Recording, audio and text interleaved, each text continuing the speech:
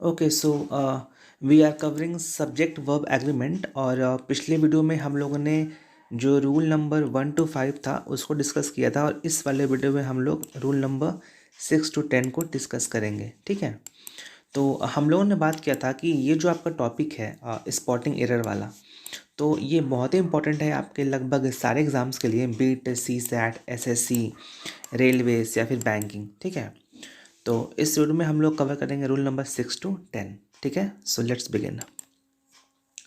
तो छठा number rule ये कहता है कि when the subject joined by or nor are of different persons. Person आपको पता है ना, फर्स्ट पर्सन, सेकंड पर्सन और थर्ड पर्सन, जो कि आपने बचपन में पढ़ा होगा, वही वाला है। जैसे फर्स्ट पर्सन आई हो गया, सेकंड पर्सन आपका यू हो गया और थर्ड पर्सन दे वे, ये सब होता है ना।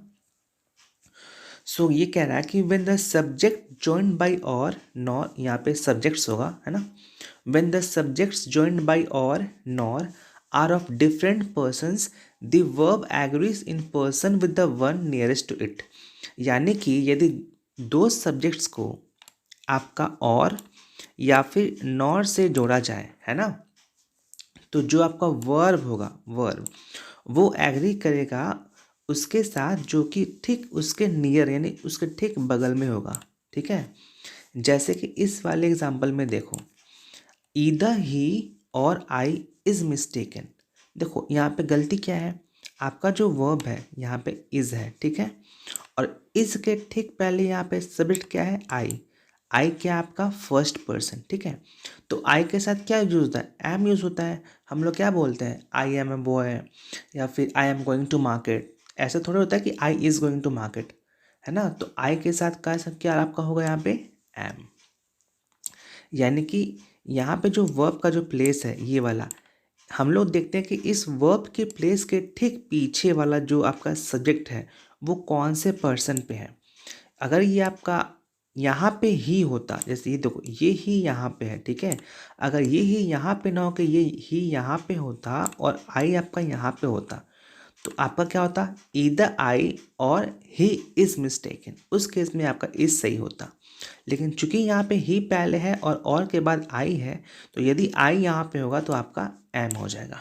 ठीक है, चलो सातवां, इसमें कुछ करेक्शंस मैंने किए हैं, गलती हो रखा था। ठीक है, सातवां कह रहा है कि a collective noun takes a singular verb when the collection is thought of as a whole, a plural verb when the individuals of which it is composed are thought of plural. ठीक है, यहाँ पे ना आपके दो sentences joined हैं। ठीक है, यहाँ पे आपके दो सेंटेंसेस जॉइंड है। ये पहला आपका ये पार्ट हो गया है ना, और दूसरा पार्ट आपका यहाँ से ये हो गया। ठीक है, ये कह रहा है कि अगर कोई कलेक्टिव नाउन होगा है ना, तो वहाँ पे क्या होगा, आपका जो वर्ब होगा वो आपका सिंगुलर हो जाएगा। ठीक है, लेकिन वहीं यदि आपका कोई प्लूरल वर्ब होगा है ना, लेकिन when the individuals of which it is composed are thought of plural, यहाँ पे प्लूरल नहीं होगा एक्चुअली, यहाँ पे ना सिंगुलर होना चाहिए। यहाँ पे आपका सिंगुलर होगा। ठीक है, एग्जाम्पल देख लेते हैं। The council has chosen the president. अब देखो ये जो वर्ड है काउंसिल, ठीक है, ये क्या है, ये आपका है कलेक्टिव नाउन। तो यहाँ पे जो पॉइंट है ये क्या कह रहा है, यदि आपका कलेक्टिव नाउन होगा तो आपका जो वर्ब होगा वो क्या होगा, सिंगुलर होगा। ठीक है, तो काउंसिल आपका यहाँ पे क्या है, कलेक्टिव नाउन, तो यहाँ पे वर्ब क्या होगा, हैज़, ये क्या होगा, सिंगुलर। ठीक है, वैसे ही देखो ये जो है द मिलिट्री, ये बेसिकली है ये प्लूरल, लेकिन चूंकि it is thought of as a singular तो यहाँ पे वर्ब नहीं होगा, यहाँ पे क्या होगा, the military was called out.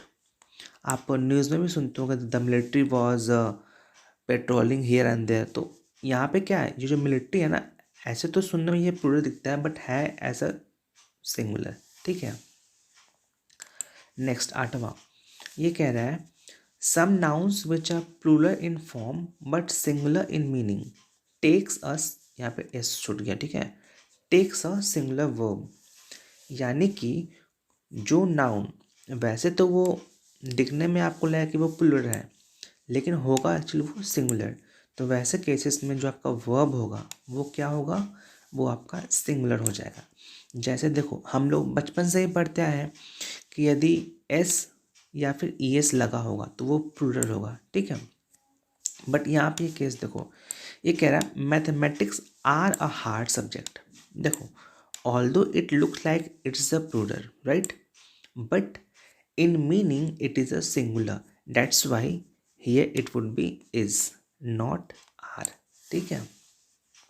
Next ये कह रहा है कि words join to a singular subject by with, together with, in addition to, or as well as etc are parenthetical and therefore do not affect the number of the verb। इसका ये मतलब है कि यदि कोई भी आपका सिंगुलर सब्जेक्ट हो, ठीक है, उसके बाद यदि आपका जो विथ आए, टुगेदर विथ आए, इन एडिशन टू आए, एज वेल एज आए, तो ऐसे केसेस में जो आपका नंबर ऑफ द वर्ब होगा वो अफेक्ट नहीं होगा।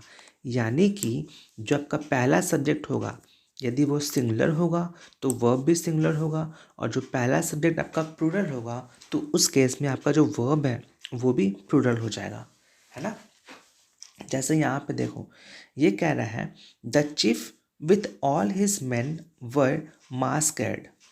अब देखो यहाँ पे क्या बताया था मैंने, अगर जो मेन सब्जेक्ट है वो सिंगुलर होगा तो आपका जो वर्ब होगा वो भी सिंगुलर होगा। यहाँ पे मेन सब्जेक्ट क्या है, द चीफ, ठीक है, और इसमें जुड़ा भी है विथ के साथ। यहाँ पे है ना विथ, ये वाला विथ है, यहाँ पे ये विथ है, ठीक है। तो यदि इन सारे सेंटेंसेस में विथ आए सब्जेक्ट के बाद तो आपका जो वर्ब होगा ये वाला, ये क्या होना चाहिए, सिंगुलर, क्योंकि ये इससे मैच करना चाहिए इस वाले पोर्शन से। तो यहाँ पे वर गलत हो जाएगा, आपका करेक्ट आंसर में क्या होगा, वाज हो जाएगा, ठीक है। 10th, ये लास्ट है। When the subject of the verb is a relative pronoun, care should be taken to see that the verb agrees in number and person with the antecedent of the relative।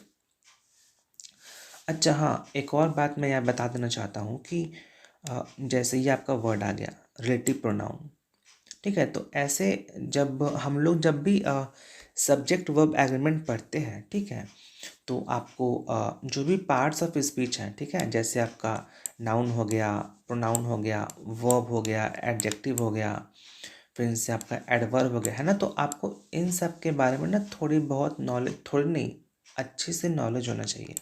वैसे तो कोई बात नहीं, हम लोग आगे के लेसन्स में इन सबको कवर कर लेंगे, बट चूँकि ये जो आपका ये अभी लेसन चल रहा है सब्जेक्ट वर्ब एग्रीमेंट, तो इसमें जहाँ पे ज़रूरत होगा वो बता देंगे, बट आपको ना एक्चुअली ये सारी बचपन की चीज़ें हैं, ये सब हमने बचपन में पढ़ रखा होगा, ठीक है।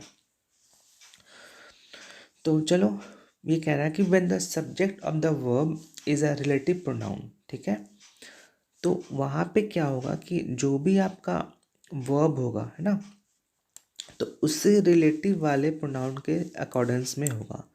जैसे कि एग्जाम्पल देखो, इनकरेक्ट वाला इसमें है कि I who is your friend will help you, ठीक है। यहाँ पे रिलेटिव प्रोनाउन कौन सा है, आई आपका कौन सा पर्सन है, फर्स्ट पर्सन।